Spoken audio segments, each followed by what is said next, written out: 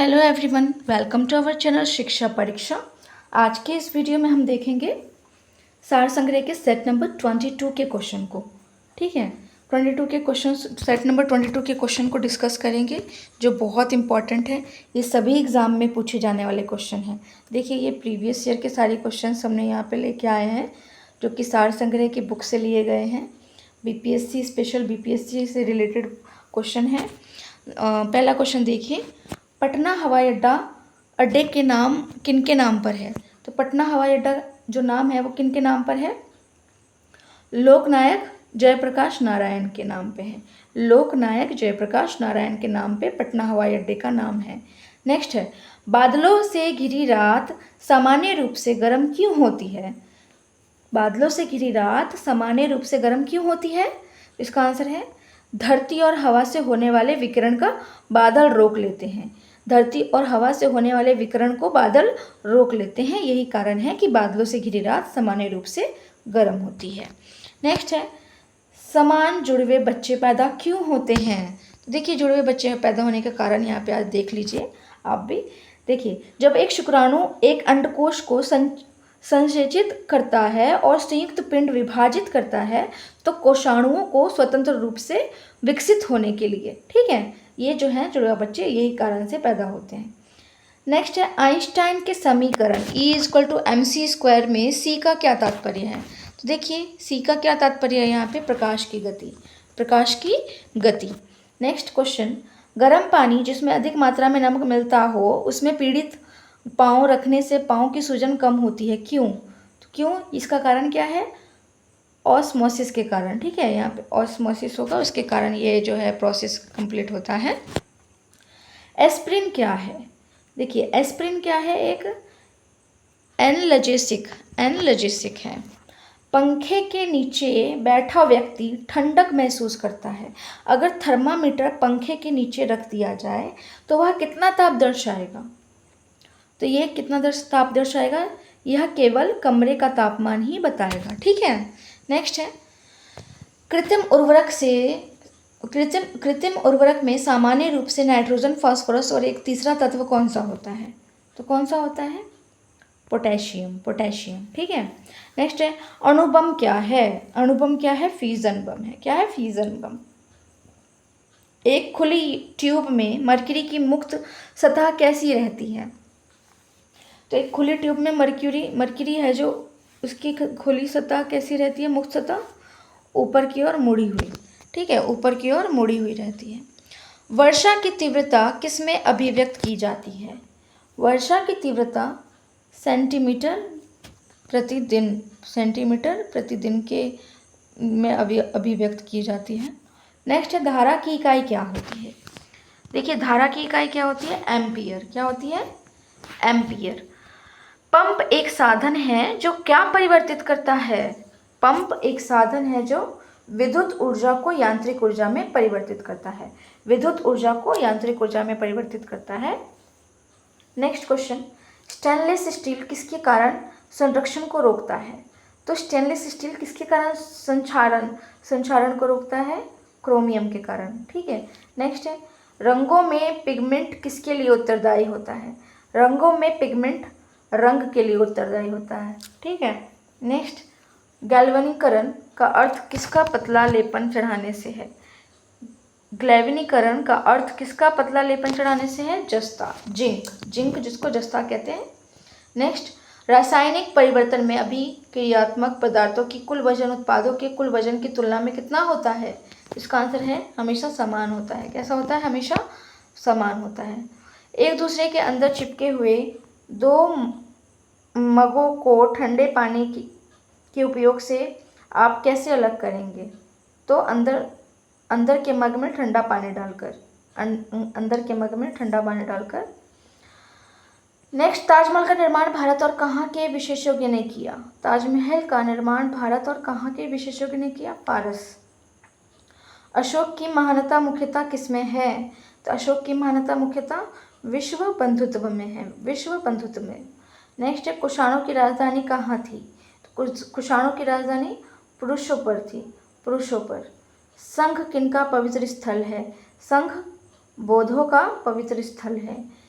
किस वर्ष में सुभाष चंद्र बोस ने भारतीय राष्ट्रीय सेना का गठन किया? तो इसका आंसर होगा 1943 ईस्वी में भारतीय राष्ट्रीय सेना का गठन किया गया था सुभाष चंद्र बोस के द्वारा 1943 ईस्वी में। याद रखिएगा, डेट इंपॉर्टेंट है। नेक्स्ट, पटना का प्राचीन नाम क्या था?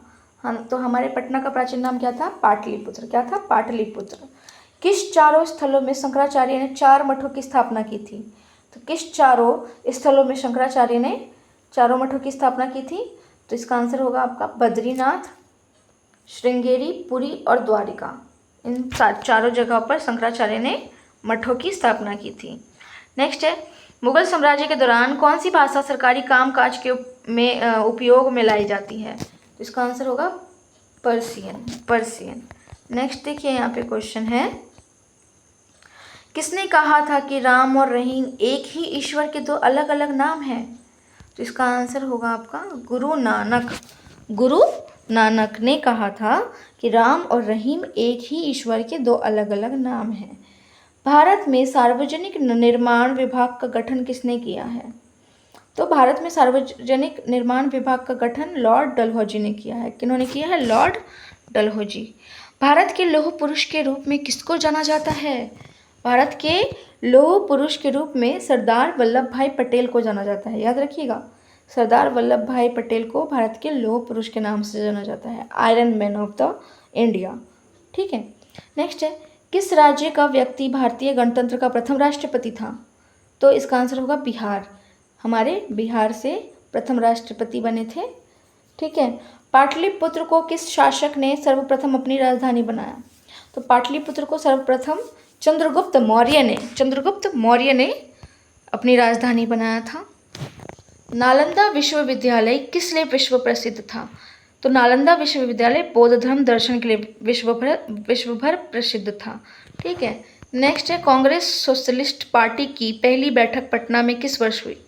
तो कांग्रेस सोशलिस्ट पार्टी की पहली बैठक 1934 ईस्वी में हुई थी। 1934 ईस्वी में पटना में हुई थी। ठीक है, ये भी याद रखिएगा कहाँ हुई थी और कब हुई थी। इम्पोर्टेंट है, ये सभी पूछ लिए जाते हैं। इल नीनो क्या है? इल नीनो क्या है? विश्व मौसम से संबंधित उष्णकटिबंधीय चक्रवात जो फिलीपींस, जापान और चीन में आते हैं, उन्हें क्या कहते हैं? क्या कहते हैं? प्रचंड बवंडर कहते हैं। क्या कहते हैं? प्रचंड बवंडर। संसार में गेहूं का उत्पादन मुख्यतः कहाँ तक सीमित है? संसार में गेहूं का उत्पादन मुख्यतः सामान्य घास के प्रदेशों में सीमित है। ग्रेनाइट में परत उतारने की प्रक्रिया को क्या कहते हैं? क्या कहते हैं? यांत्रिक वेदरिंग। क्या कहते हैं? यांत्रिक वेदरिंग। नेफा किसका पुराना नाम है? देखिए, नेफा जो है अरुणाचल प्रदेश का पुराना नाम है। अरुणाचल प्रदेश का पुराना नाम क्या है? नेफा।